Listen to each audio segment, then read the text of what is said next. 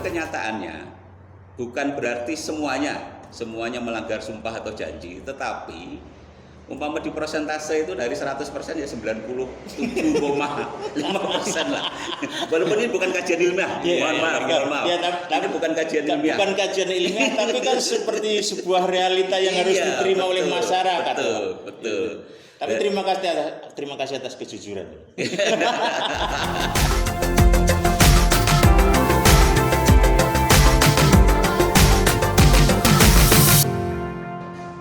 Saudara-saudara, jumpa lagi dalam program acara Garda Budaya di Garda TV. Garda Budaya adalah acara yang mengajak pemirsa semua untuk menjadi garda terdepan dalam mengembangkan budaya kita. Dalam Garda Budaya kali ini kita punya topik sumpah jabatan. Untuk siapakah sumpah jabatan itu dan gunanya apa? Tentu saja yang namanya sumpah jabatan ya hanya untuk jabatan yang bakal menerima jabatan. Tapi apakah fungsinya? Kita akan bicarakan dengan bapak-bapak para ahli dalam bidangnya masing-masing. Seperti biasa, di sebelah kanan ada dosen hukum saya di Universitas Merdeka, Dr. Sigit Sabtonugroho, SHM HUM. Selamat sore, Pak. Selamat sore. Dan di sebelah kiri saya, pendatang baru di acara ini, Ketua Panwas Kota Madiun, Bapak Kokok Heru Purwoko, SHMA. Baiklah, dari tentang topik hari ini adalah sumpah jabatan. Saya ingin pertama kali akan bertanya kepada Pak Sigit, tentu saja sebagai ahli dalam akademisi. Fungsi dan siapa sajakah yang dikenai oleh sumpah jabatan ini, Pak? Jadi siapa saja person-person yang diwajibkan bersumpah untuk menerima jabatan, dan fungsi sumpah jabatan itu apa saja dalam implementasi ketika seseorang mendapat jabatan tersebut. Monggo, Pak. Oke. Jadi kalau kita bicara dari aspek sumpah jabatan, memang diperuntukkan bagi siapa? Tentu saja ya orang yang mau menjabat, itu yang jelas. Kemudian sebenarnya kalau kita lihat dari sisi apa yang disebut sebagai sumpah jabatan, itu bisa dilihat dari dua dimensi sebenarnya. Jadi dimensi moral maupun dimensi tanggung jawab. Jadi ketika sumpah jabatan itu diucapkan, sebenarnya adalah satu bentuk ikrar. Jadi ikrar itu adalah suatu pernyataan kepada, tidak hanya kepada pimpinan, atau dalam hal ini adalah jabatannya itu, tetapi dalam hal ini adalah ikrar kepada Tuhan. Artinya apa? Ada ketekatan bahwa baik itu dari sisi lahir maupun batin untuk melaksanakan kewajiban dari jabatan yang sedang diemban, atau dalam hal ini boleh dikatakan sebagai bentuk amanah. Kemudian kalau dilihat dari sisi tadi sumpah jabatan, ketika kita melihat dari sisi amanah atau dalam hal ini pertanggungjawaban, maka sumpah jabatan itu juga sebenarnya sebagai bentuk komitmen dari para pejabat yang disumpah bahwa dia harus melaksanakan sesuai dengan amanah yang dijalankan, baik itu dalam bentuk peraturan atau mungkin dalam bentuk etika perilaku. Yang jelas ketika sumpah jabatan itu sudah dilakukan, ada komitmen bersama. Jadi komitmen dari yang dijabat bahwa dia harus melaksanakan satu, yang pertama adalah ikrar kepada Tuhan. Yang kedua, amanah tanggung jawab kepada baik itu tugas maupun apa yang diembannya. Kemudian yang ketiga adalah amanah kepada rakyat. Tentu saja karena dalam hal ini adalah jabatan publik ini. Jadi ketiga ini adalah suatu bagian yang tidak terpisahkan sebenarnya. Jadi ketika seseorang disumpah, bukan dalam pengertian kemudian dia tidak hanya menjalankan sesuai dengan perintah yang atasan atau dalam hal ini adalah jabatannya, maka sebenarnya dia adalah bersumpah di hadapan Tuhan. Ini kalau dalam pengertian secara umum di dalam masyarakat seperti Mas Uki. Secara bertata negara seperti Iya. itu. Baiklah, saya pikir cukup. Ini saya akan melemparnya kepada Ya, siap. Mas Koko ini. Siap. Saya Siap, Mas Uki. menjadi tertarik ini. Saya akan menggeliti rasa intelektual Mas Koko ya. Siap, siap. Kan kita tahu Mas Koko ya, kebanyakan para pejabat itu kan bersumpah, Mas. Ya. Nah, sumpah ini sebetulnya pertanggungjawaban sumpah ini kepada atasannya, kepada yang menyumpahnya, atau kepada hukum yang mengaturnya atas sumpah jabatan tersebut. Karena selama dalam praktek kehidupan yang kita lihat sebagai masyarakat umum biasa seperti saya ini kan melihatnya kan seperti misalnya saya sumpah, Anda seolah-olah itu mati hidup membuat saya bahagia, padahal sebetulnya kan tidak harus seperti itu. Nah, itu tanggapan Mas Koko bagaimana tuh? Ya, khusus berkaitan dengan sumpah janji seperti yang disampaikan Mas Sigit tadi, memang ini di khususon itu adalah untuk pejabat negara dan pejabat publik, yang mana sebelum memangku jabatan tersebut dia harus bersumpah. Dan apa maksud dari sumpah tersebut? Ini adalah semacam pernyataan kesanggupan untuk melakukan sesuatu yang dibolehkan, tetapi tidak melakukan sesuatu larangan. Nah, itu yang roh dari sumpah janji. Dan pernyataan itu tetap tidak hanya kepada pribadi, kepada jabatannya, kepada masyarakat, tetapi yang lebih penting lagi ini adalah kepada Tuhan Yang Maha Esa. Karena saya bersumpah demi Allah, itu yang Islam. Untuk yang luar non-Islam, saya berjanji demi Tuhan. Nah, Isinya akhirnya di situ itulah. Tetapi harapan dari pembuat undang-undang bahwa pejabat publik atau pejabat negara itu sebelum memangku jabatannya harus disumpah, itu ya salah satunya pertama adalah supaya setia kepada Pancasila, setia pada Undang-Undang Dasar 45, jujur, nah ini, berkomitmen dan juga berkepribadian baik. Nah, tapi seperti yang dinyatakan Mas Uki tadi, tapi kenyataannya bukan berarti semuanya melanggar sumpah atau janji, tetapi umpama di persentase itu dari 100% ya 97,5% lah. Walaupun ini bukan kajian ilmiah, mohon maaf. Ya, Ini bukan kajian ilmiah. Bukan kajian ilmiah, tapi kan seperti sebuah realita yang harus Iya, diterima oleh betul, masyarakat. Betul. Tapi terima kasih atas kejujuran. Jarang loh orang-orang jujur.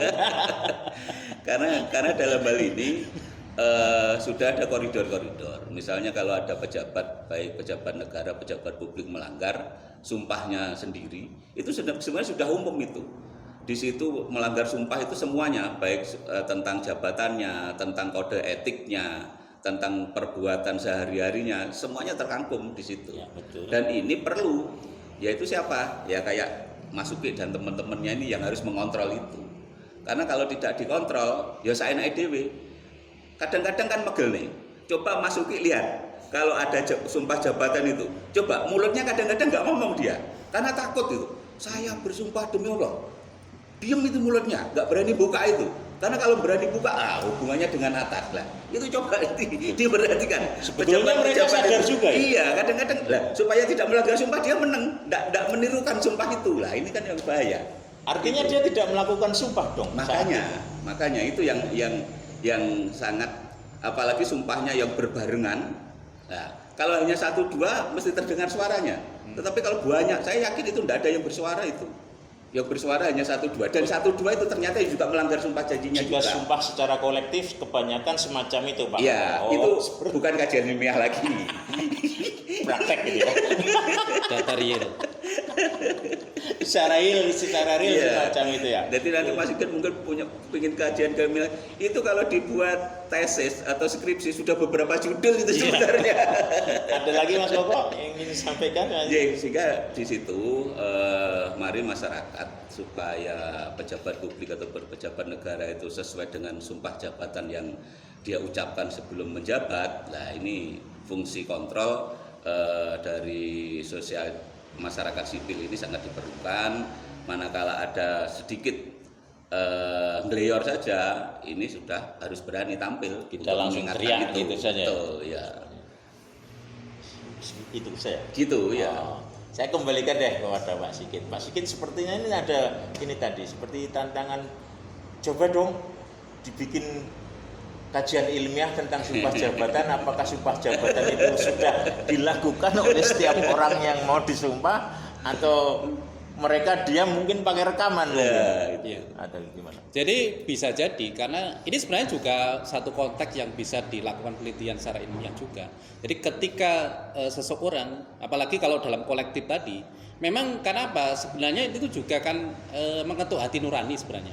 Jadi ketika kita sumpah atau sumpah jabatan atau janji itu sebenarnya kan mengetuk hati nurani.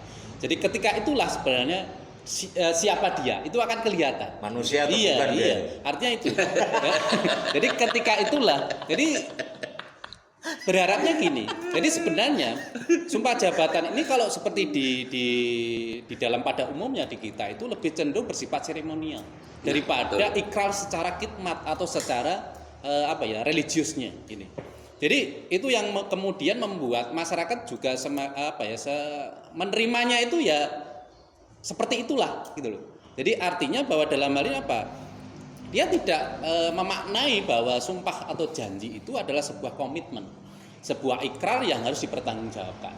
Jadi ketika pada saat itu mungkin tadi disampaikan Mas Koko bahwa ada sebagian besar bahkan yang tidak mengucapkan karena mungkin itu tadi benturan antara hati nurani dia dengan apa yang diucapkan itu. Maka ketika itulah lebih baik saya diam. Artinya kan saya tidak melakukan janji itu. Padahal kalau ya kita lihat di dalam ketentuan di dalam undang-undang sendiri bahwa ini sebenarnya ada satu kewajiban yang memang harus dilakukan. Kenapa? Ini adalah satu bentuk komitmen baik itu secara moral maupun secara lahiriah bahwa itulah yang harus dilakukan. Ini. Jadi kemudian notabene yang lebih banyak itu adalah bersifat seremonial. Apalagi kemudian ada anggapan lagi yang agak ekstrim. Jadi ketika sumpah jabatan itu kan cenderung lebih banyak didikte. Ya, kemudian ditanya, ya sebenarnya yang harus bertanggung jawab siapa? Yang mendikte atau yang didikte? Ini yang kemudian jadi persoalannya yang di situ. menirukan. Iya, itu yang jika sumpah jabatan menjadi sebuah semacam seremonial dan itu soal pendiktean itu tadi, pertanyaan yang menjadi menarik kan seperti itu tadi ya. Yang bertanggung jawab atas sumpah itu yang membuat sumpah itu atau yang mengucapkan sumpah semacam itu ya. Ini keren ini juga. Ini bisa jadi bahan kajian nanti Pak ya. Atau saya nanti yang akan bikin. bisa digali lebih lagi. Artinya silakan bila perlu datangkan pejabat kan pada saat dan sumpah janji itu berdasarkan pendiktean atau berdasarkan hati nurani. Itulah artinya itu yang perlu kita coba ungkap. Itu ada sesuatu yang menarik, bahkan mungkin masyarakat juga akan banyak bertanya ini. Artinya kenapa ini kok justru lebih cenderung bahwa sumpah janji jabatan itu lebih bersifat seremonial. Jadi tapi Pak Sigit, mungkin ada nggak ancaman pidananya? Misalnya bisa apabila melanggar sumpah janji. Pertanyaan itu malah wis dicolok dulu. Jelas itu jelas ada. Secara kode etik jelas. Secara kode etik jelas. Ketika kan yang jelas di dalam setiap jabatan itu kan ada kode etik. Artinya disitulah peran daripada sumpah janji di situ. Artinya ketika mereka melakukan pelanggaran berarti ada konsekuensi hukum yang harus pasalnya berbunyi melanggar sumpah dan janji hukuman gantung. Itu kan masih angan-angan. Karena menurut saya para pembuat undang-undang sendiri itu kan juga pernah melakukan sumpah itu. Maka apakah ada beranian untuk mencapai ke situ? Itu juga perlu dipertanyakan Mas Koko. Itu kan pertanyaan, akankah saya akan membuat perangkap untuk diriku sendiri? Kan seperti itu. Berarti telur sama ayam dulu yang mana? Iya. Oh, tapi duluan telur Pak. Ya, karena saya ngomong telur dulu. Bukan Pak, bukan. Secara ilmiah telur dulu Pak. Karena filamen yang menciptakan cangkang telur itu hanya bisa diciptakan oleh ayam betina. Jadi telur dulu Pak. Itu sudah dijawab secara ilmiah itu.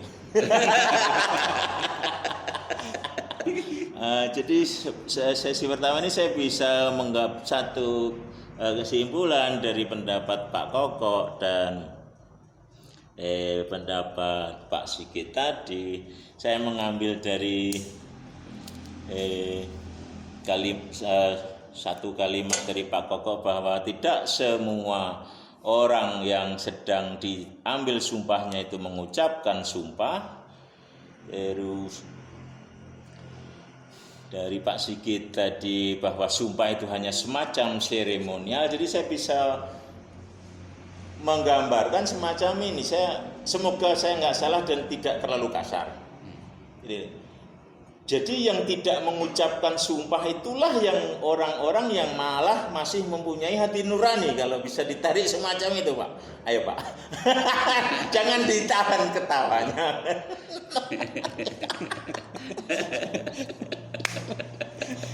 Begitu, Mas Koko. Ya, bisa dikatakan begitu juga bisa. Karena memang bagi mereka mengucap sumpah dan janji, kalau memang mereka memang benar-benar menghayati apa arti sumpah dan janji, itu sangat berat. Bukan tanggung jawab kepada pribadi, bukan tanggung jawab kepada negara, pimpinan, tapi tanggung jawabnya langsung kepada yang di atas. Nah, ini yang mungkin bagi mereka-mereka kalau melanggar sedikit takut, ya lebih baik gak usah ngomong. Tetapi ada yang tidak ngomong, itu yang lebih kurang ajar ya juga banyak. Ya, itu maksudnya ya itu tadi. Maksudnya ya itu tadi. Mungkin cara berpikirnya begini. Jadi cara berpikirnya bahwa kan ada juga yang menyatakan bahwa hukum itu kan ketertiban, tetapi bisa jadi bahwa ketidaktertiban itu justru menjadi sebuah keteraturan. Betul. Nah, jadi ketika justru ada yang menyebut bahwa hukum harus beragam, tetapi justru keberagaman bisa menjadi sebuah hukum yang kuat. Artinya itulah, jadi ketika seseorang mungkin dia tidak mengucap atau mungkin juga sebagiannya diucapkan, itu karena memang bertentangan dengan hati nurani mereka. Jadi ketika bertentangan itulah kemudian ada saya tidak usah saja ucapkan lah. Ini karena apa? Yang jelas tidak sesuai dengan apa yang saya angan-angankan. Tapi ketika itulah sebenarnya disitulah artinya pribadi sebuah moral itu tercermin. Gitu. Jadi ketika seseorang apakah dia menghayati, memahami atau dia akan mau melaksanakan sumpah dan janji itu, itulah komitmen. Ya. Sehingga itulah bahwa pribadi itu akan terlihat di sana. Nah, itulah maksudnya, artinya yang masih mempunyai sanubari dan hati nurani justru mungkin malah orang-orang yang ketika seremonial itu tidak mengucapkan sumpah karena dia sadar yang diucapkan dan dilafalkan itu tadi berhubungan langsung secara vertikal dengan Tuhan yang Maha Esa, semacam itu. Oke, saya pikir seperti itu. Sesi pertama nggak perlu memenuhi waktu, saya tutup sekarang karena tinggal beberapa detik kok. Tapi ini menarik betul. Saya mau mancing itu sebetulnya.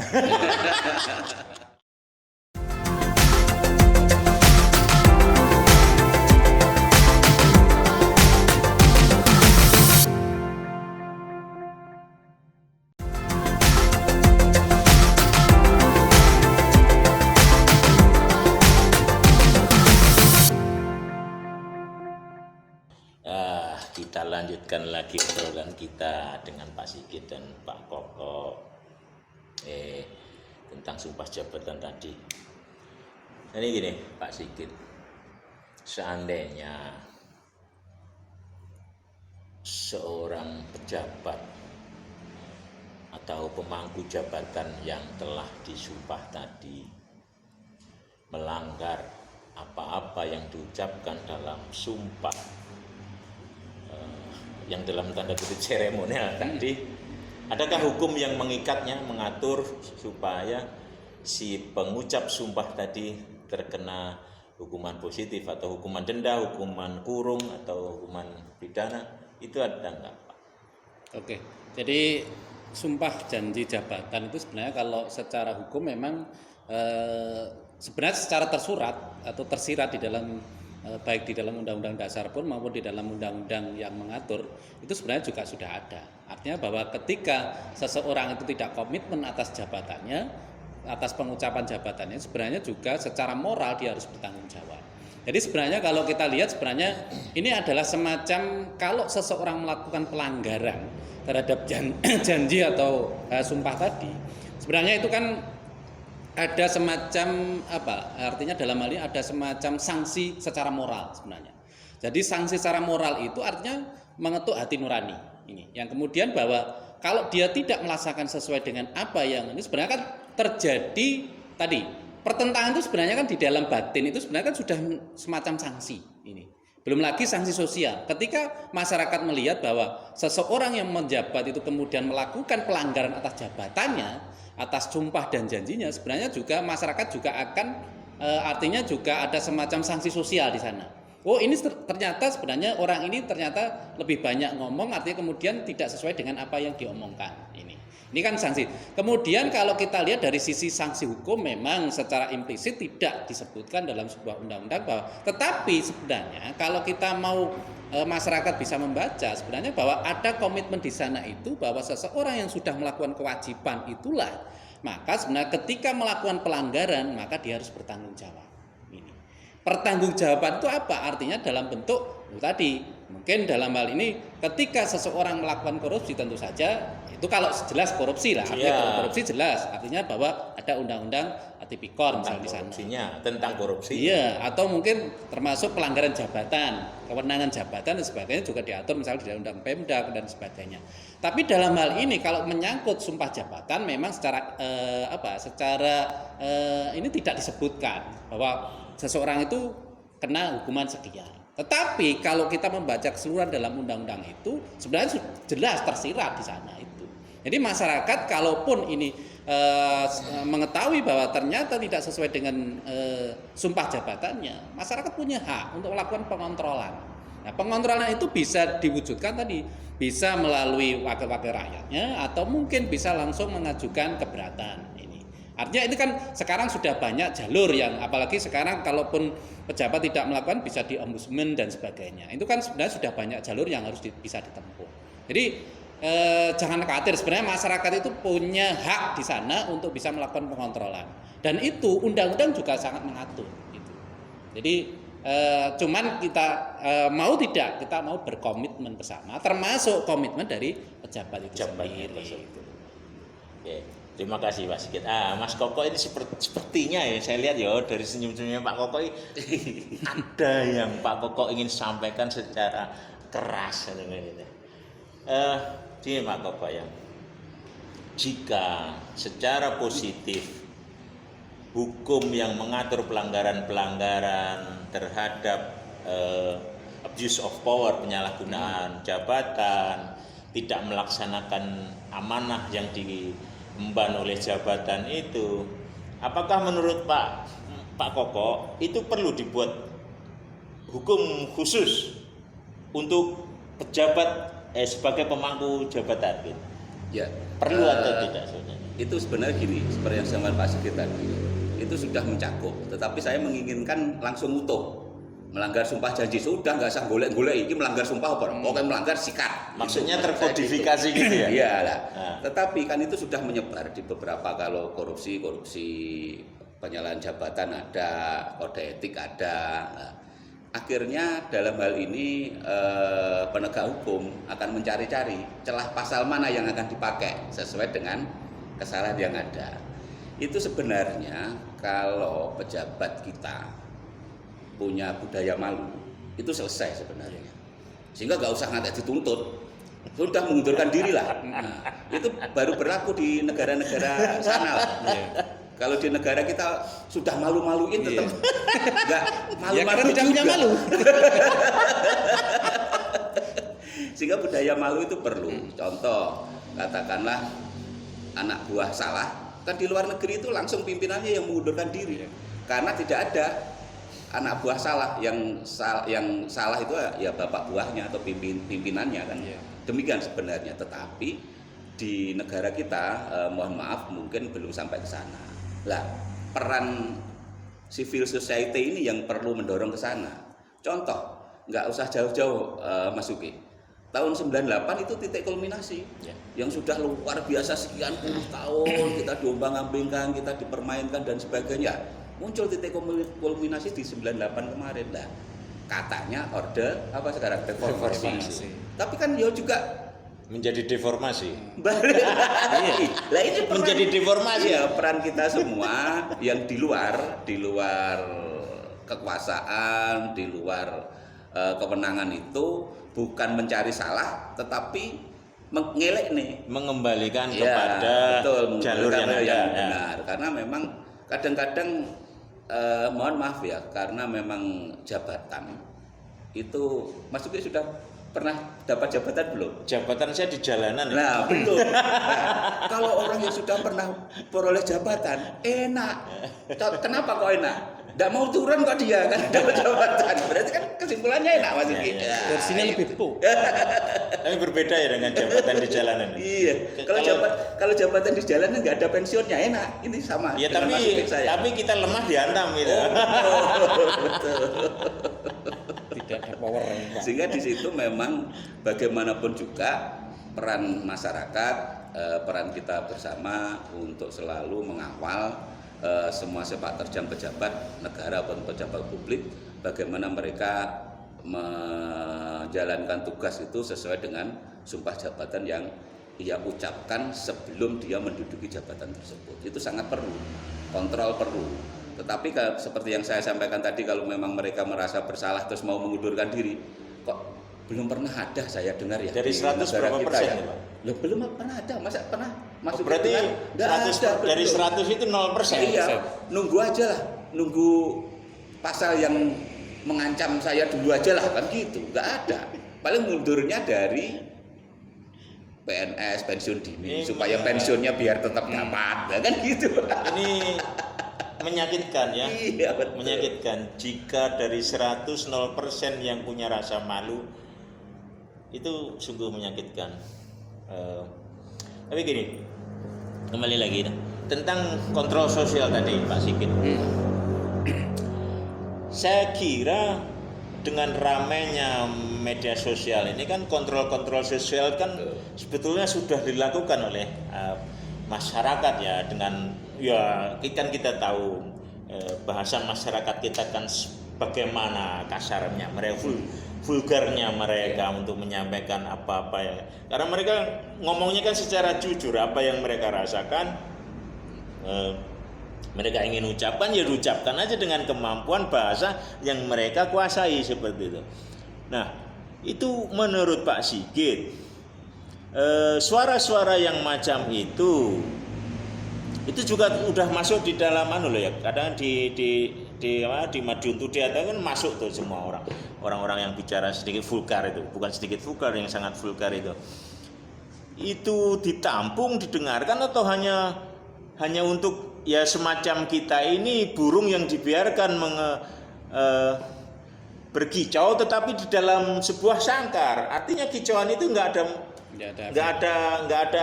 akan ada implikasinya. Bagaimana itu Pak Sigit jalan keluar? Iya.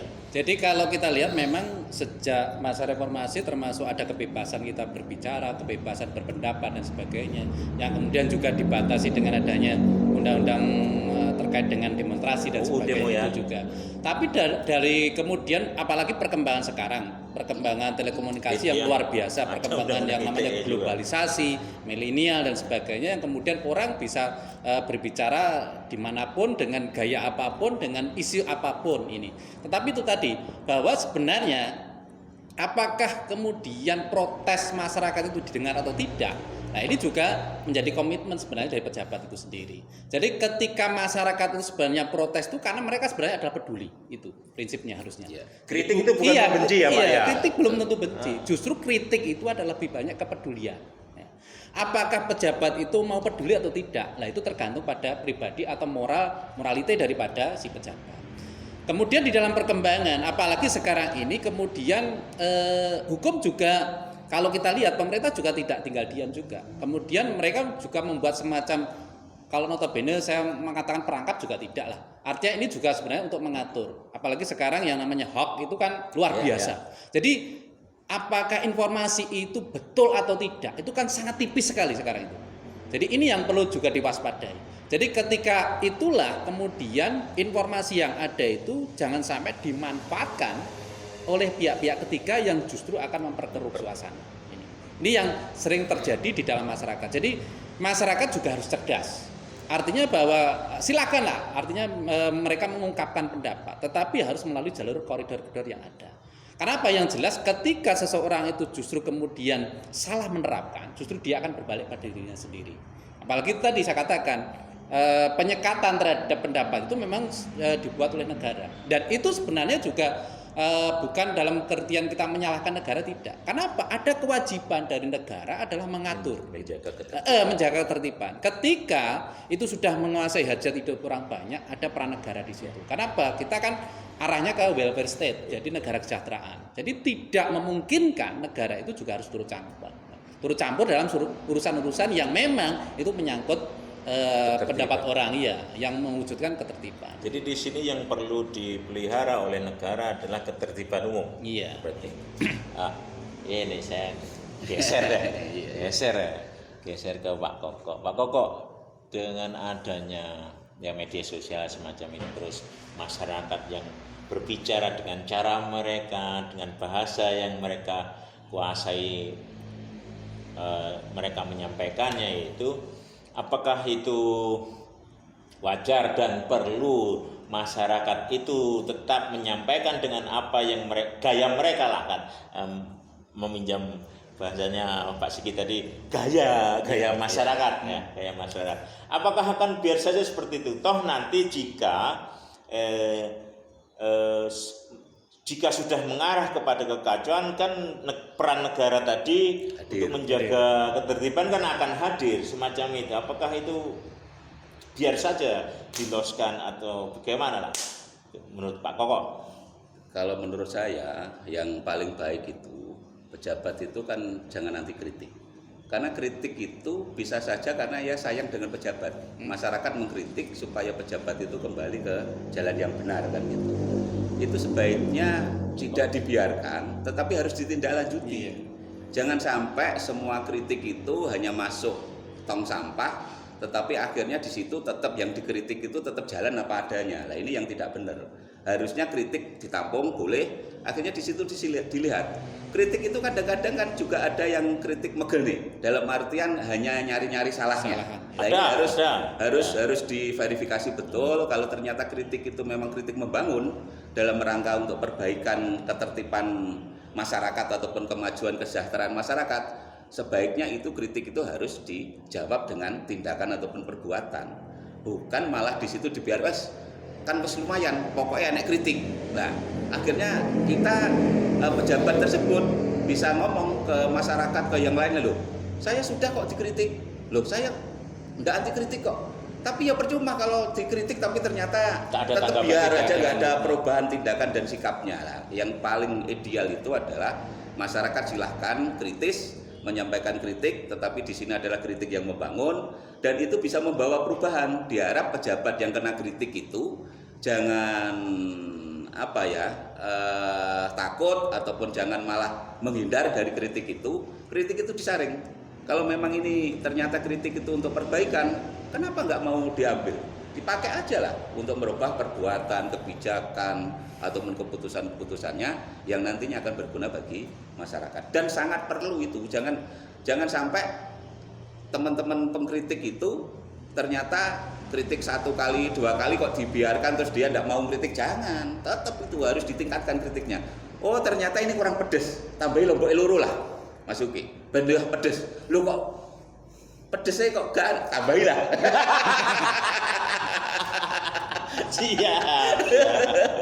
Sehingga biar sampai di mana merasa kepedesannya itu dan akhirnya dia baru merubah sikap dan tindakan dan perbuatannya. Jadi dalam hal ini masih tetap perlu dilakukan ya. Betul, jangan sampai waleh, jangan sampai malas untuk mengkritik. Tetap perlu dilakukan, tetapi kita tetap harus menjaga dalam hal ketertiban umum semacam itu. Baiklah, di sesi ini kita akan bilang bahwa kritik terhadap pejabat sebagai pemangku jabatan tadi itu perlu tetap dilakukan oleh masyarakat dengan menjaga ketertiban umum dan kritik yang membangun semacam itu. Baiklah, kita akan jumpa lagi. Biar ada yang lewat dulu deh.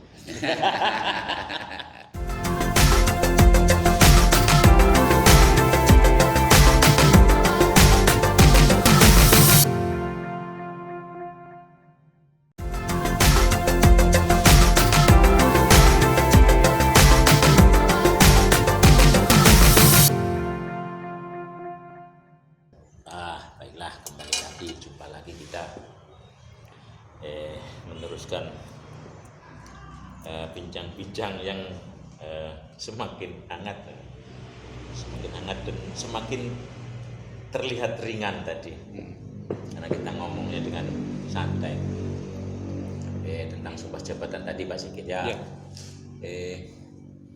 Ini harapan-harapan yang saya dengar ya, yang kita sering ngobrol dengan teman-teman yang lainnya. Harapan-harapan itu kan terhadap pejabat-pejabat yang telah diambil sumpahnya, itu kan harapannya adalah bahwa pejabat-pejabat itu tadi melakukan apapun, entah dengan sadar atau terpaksa atau dengan hanya di batin, itu kan melaksanakan sumpah yang telah dilakukan di bawah buku suci masing-masing pejabat yang percaya itu. Kedepannya Pak Sigit,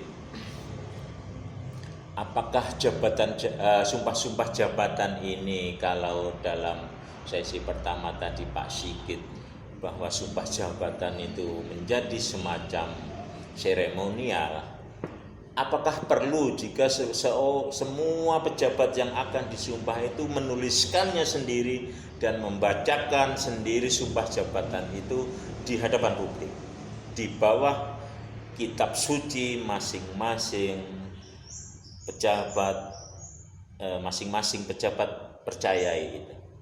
Ya, jadi perlu juga ada pemikiran ke sana. Jadi ketika bahwa sumpah jabatan itu dihadapkan kepada pejabat itu, harusnya mereka juga harus mengucapkan sendiri. Jadi ketika itulah bahwa ada komitmen, kemudian ada ikrar yang harus dilaksanakan, ada amanah dan tanggung jawab yang memang harus dilaksanakan. Jadi artinya bahwa dalam hal ini hati nurani dan kepekaan yang ada itu sebenarnya harus juga dilaksanakan. Jadi artinya bahwa ketika mereka mengucapkan, disitulah ada komitmen bahwa berikrar di hadapan Tuhan bahwa akan melaksanakan amanah dan tanggung jawab yang sudah menjadi tanggung jawabnya. Jadi termasuk tanggung jawab pada dirinya sendiri, kemudian tanggung jawab kepada negara atau kepada masyarakat, dan lebih-lebih tanggung jawab kepada Tuhan. Ini. Jadi dalam hal ini janganlah dianggap bahwa sumpah jabat itu hanya sifatnya seremonial, kemudian hanya istilahnya menggugurkan kewajiban, itu jangan sampai. Karena apa? Disitulah sebenarnya awal. Jadi titik awal di mana seorang pejabat itu membuat komitmen terhadap dirinya sendiri. Jadi ketika dia itulah, meskipun di dalam komitmen itu ada semacam kewenangan yang diberikan, termasuk diberikan oleh misalkan undang-undang atau negara, misalkan saja termasuk diskresi. Jadi ketika di dalam hal-hal tertentu seseorang boleh saja melakukan semacam kebijakan yang justru kadang bertentangan dengan undang-undang. Tetapi sepanjang itu bisa dipertanggungjawabkan, baik secara moral maupun secara hukum, itu tidak masalah. Artinya apa? Meskipun secara jabatan tadi dia sudah melakukan, tetapi kemudian karena sesuatu hal itu bisa saja dilakukan, tetapi itu tadi komitmennya bahwa itu bisa dipertanggungjawabkan secara moral maupun secara hukum. Jadi secara etika pun bisa kita pertanggungjawabkan. Jadi harapannya ke depannya diharapkan itu tadi pejabat itu jangan menganggap sepele. Jadi justru itulah titik awal bagi seorang pejabat untuk berkomitmen bahwa dirinya punya integritas. Apalagi sekarang juga kalau persoalan tanda tangan integritas jelas sekarang juga ada itu. Tetapi komitmen yang diucapkan dengan apa yang dilaksanakan itu harus menjadi satu tujuan yang sama, bahwa intinya pejabat itu adalah untuk mewujudkan kesejahteraan masyarakat. Itu yang menjadi tujuan utamanya adalah kesejahteraan masyarakat yang dia pimpin. Iya. Ada lagi? Sudah cukup ya. Geser deh ke Pak Koko. Pak Koko tadi saya kan tertarik dengan dari 100 hanya mungkin 97% yang jujur. Artinya kan seperti itu. Kejujuran ini perlu dalam hal sumpah jabatan. Terus juga ada tentang Bapak tadi mengetuk tentang hati nurani, bahwa ketika diangkat sumpahnya kebanyakan mereka ini tidak mengucapkannya, melainkan diam. Tadi kan sudah saya sampaikan kepada Pak Sigit bahwa apakah perlu setiap pejabat yang akan disumpah itu menuliskan masing-masing sumpahnya. Nah, dalam hal ini yang saya ingin tanyakan kepada, yang saya ingin minta pendapat dari Pak Koko adalah bahwa apakah dalam hal ini kejujuran dalam pengucapan sumpah jabatan itu, terus perlunya hati nurani dalam pengambilan sumpah jabatan itu diperlukan bagi semua orang yang akan mengucapkan sumpah jabatan itu tadi. Monggo, Pak Koko, terima kasih. pendapatnya akan saya ucapkan terima kasih Pak. Saya ingin jawaban yang pedas, kalau kurang pedas tambahin lombok ya. Karena memang seperti yang disampaikan tadi di muka, bahwa pejabat yang akan menduduki jabatan, akan mengampu suatu jabatan publik, itu memang harus melakukan sumpah dan jabatan. Dalam dikandung apa maksudnya? Supaya dia ingat dengan sumpah dan janji itu yang langsung linear ke atas. Nah, bagi mereka pejabat itu kembali ke hati nurani masing-masing sebenarnya, Pak Masuki. Apakah dia memang, kadang-kadang gini, ada orang baik betul, tapi setelah masuk sistem akhirnya dia tergerus oleh sistem itu, akhirnya tidak jadi baik. Tetapi ada sebaliknya, yang nakal, yang kurang ajar, tapi setelah sumpah janji terus dia mempunyai amanah yang tinggi kepada masyarakat, dia baik. Juga demikian, juga ada hal-hal semacam itu. Apalagi sekarang itu setelah ada sumpah janji, biasanya pejabat itu menandatangani fakta integritas. Nah, di dalam fakta integritas itu malah lebih rigid lagi itu. Beberapa hal, terus kadang-kadang pejabat supaya disenangi oleh masyarakat, dia mentarget 100 hari misalnya. 100 hari saya akan mengadakan ini. Kan akan.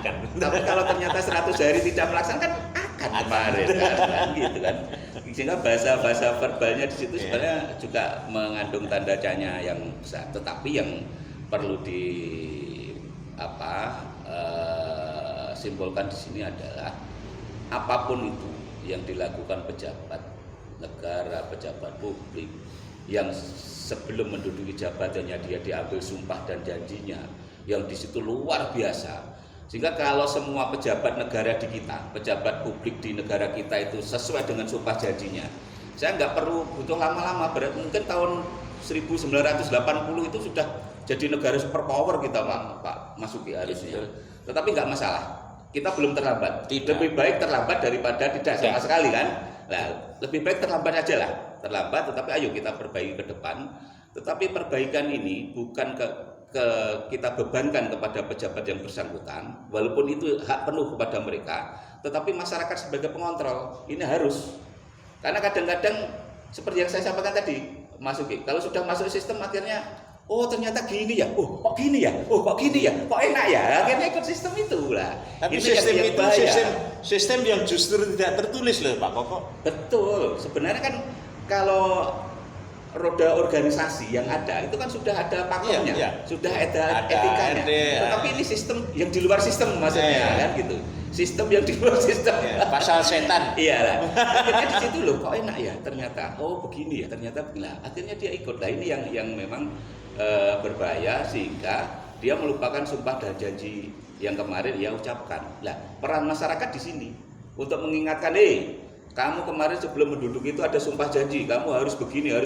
Loh kamu kok seperti itu? Lah, itu kita selaku masyarakat sipil harus tanpa segan-segan, tanpa bosan-bosan harus menyampaikan itu. Supaya para pimpinan kita, para pejabat kita akhirnya bisa membawa amanah, membawa kebaikan bagi kita semua.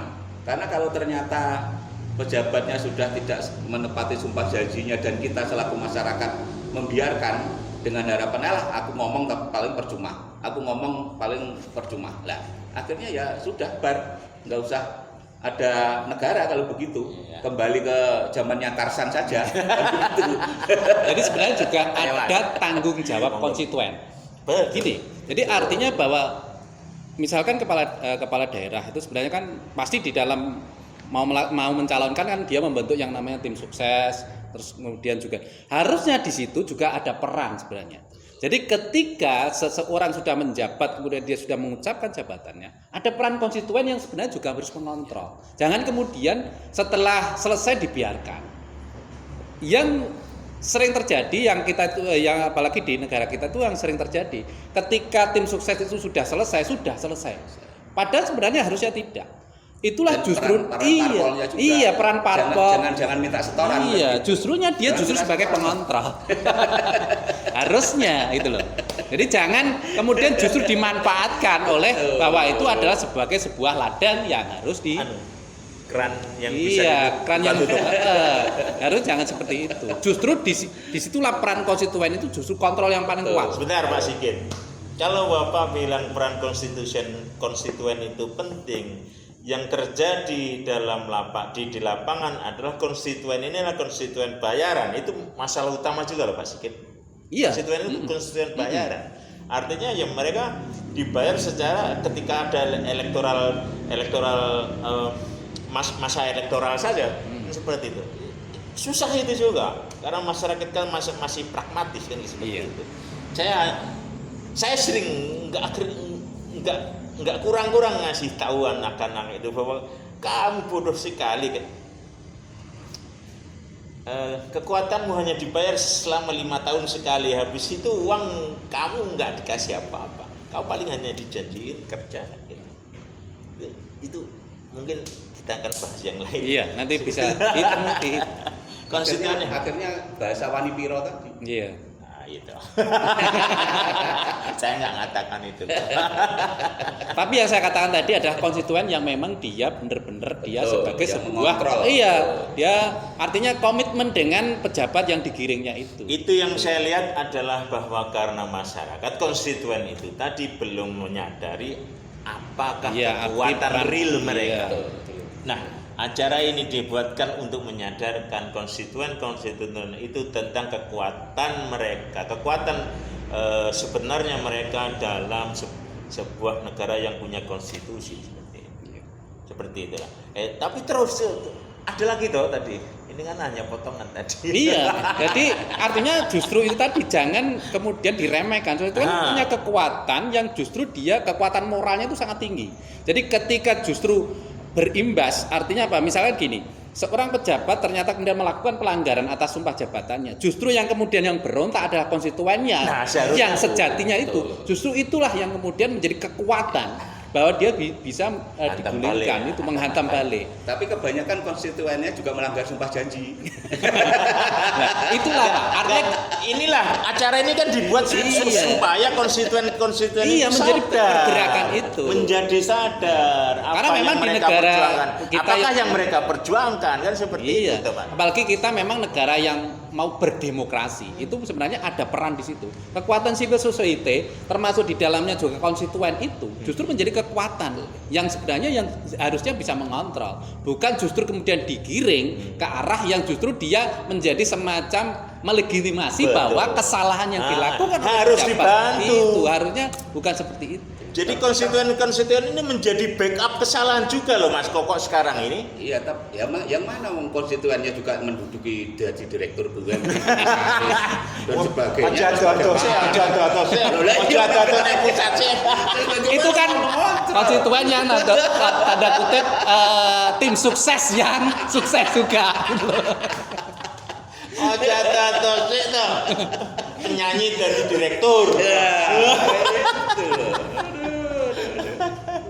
Nah, tapi memang tugas kita ini sekarang ini tugas kita dari bawah adalah memberi pelajaran dan penyadaran kepada konstituen tadi itu bahwa mereka itu mempunyai kekuatan real sebetulnya kalau mereka bisa disadarkan. Disitulah titiknya. Disitulah titik acara ini dibuat semacam itu. Ada tambahan lagi Mas Koko sebelum ini Ya. sesi ketiga saya. Ya benar Mas Sugi, seperti yang kita bicarakan tadi, peran masyarakat memang perlu di sini, diperlukan untuk mengontrol pemimpin-pemimpin kita, pejabat-pejabat kita supaya kembali ke jalan yang benar. Selama ini nggak di jalan yang benar. Maksudnya piye iki? Sesuai dari kajian yang non ilmiah. Kan kita sudah tahu semua lah, bukan rahasia. Ya, menjadi rahasia umum. Iya, rahasia umum. Sehingga peran serta masyarakat lebih khusus ke konstituen. Oke, saya terima kasih. Kalau di situ memang konstituen itu mau melekat terus selama yang ditimi tadi sukses menduduki jabatan tertentu lah. Konstituen ini harus melekat terus. Melekat dalam artian melekat memberi kontrol, jangan melekat ikut menikmati sistem gitu loh maksud saya. Kalau sudah ikut menikmati sistem ya sama-sama melanggar sumpah dan janji nanti. Nah, itu yang perlu lah. Akhirnya siapa yang perlu sekali di sini sebagai pengontrol? Ya masyarakat, ya kita semua ini. Sehingga jangan sampai bosan-bosan kembali lagi masyarakat itu mengontrol sepak terjang pemimpin-pemimpin kita, wakil-wakil kita, karena kita sudah memilih memberi kepercayaan kepada yang tersebut. Nah, otomatis supaya mereka bisa benar-benar amanah dan punya komitmen kepada masyarakat, ya masyarakatlah yang akan mengontrol mereka. Percuma ada fakta integritas, ada kode etik, ada aturan-aturan yang tidak harus dilanggar, ada aturan-aturan yang harus dijalankan. Tetapi ternyata kalau dia salah, ternyata masyarakat juga membiarkan saja. Nah ini bubrah sudah. Begitu Mas Uki. Siap. Ada tambahan lagi? Iya, jadi di dalam prinsip negara demokrasi memang harus ada kontrol yang kuat dari masyarakat, termasuk konstituen tadi. Jadi ketika ada kontrol itulah sebenarnya pejabat diarahkan untuk menjadi yang lebih baik. Jadi sebenarnya kita yakin semuanya bahwa masih ada orang yang peduli. Ya. Saya yakin itu. Jadi di antara sekian juta masyarakat Indonesia itu pasti ada yang peduli terhadap bahwa komitmen bersama bahwa pejabat itu juga harus melaksanakan sesuai dan dengan tidak semua aturan. pejabat brengsek. Iya, Mesti ada yang baik. Pasti ada. Berapa persen Mas? Ya. Soal persentase itu nanti perlu ada pengkajian. Ada kajian Iya. Tapi secara umum bahwa itu tadi di antara sekian itu pasti ada orang-orang yang memang dia peduli dan orang-orang yang baik menuju ke arah yang namanya kebaikan. Itu aja sudah prinsipnya. Udah gitu aja prinsipnya. Ada Mas Koko tambahan lagi? Ya mungkin begitulah. Karena memang kita harus menyadari semua masih dalam proses Ya. di negara demokrasi kita yang masih urutan Mencari terbawah. jati diri. Ya, sehingga masih perlu jati diri. Dan di sini kekuatan masyarakat, sekali lagi kekuatan masyarakat yang akan menentukan itu. Kalau masyarakatnya ternyata apatis, tidak mau tahu, karena masyarakat juga repot juga kalau kita beban masyarakat mulai mangan angel. Kok kon mikir negara lah. Kadang-kadang kan seperti itu juga. Nah, tetapi jangan patah semangat. Walaupun masyarakat di tengah himpitan ekonomi yang luar biasa, tetap kritik yang membangun tetap salurkan kepada pejabat-pejabat kita, wakil-wakil kita, karena merekalah yang bisa membuat kebijakan, membuat keputusan untuk kebaikan kita. Kalau ternyata kita apatis karena dililit oleh beban ekonomi dan sebagainya, beban hidup dan sebagainya, tapi kita lupa mengontrol wakil-wakil kita atau pejabat-pejabat kita, ya sudah selesai lah, nggak usah ngomong, nggak usah ada garda budaya, budaya. Nah, percuma itu ada ini kan. Bagaimana bisa mengedukasi masyarakat? Nah, untuk itu kami berharap kepada masyarakat semuanya, monggolah kita mengawal sesuai tugas kita masing-masing, sebisa mungkin kita mengawal, menyampaikan hal-hal yang kurang benar yang dilakukan oleh pejabat ataupun wakil kita, dielekne sampai 4. Biasanya kan 3 kali, ini sampai 4, saya ngomong sampai 4. Maksudnya biasanya dielekne 2 kali, 3 kali, enggak digubris lah, sampai 4 kali.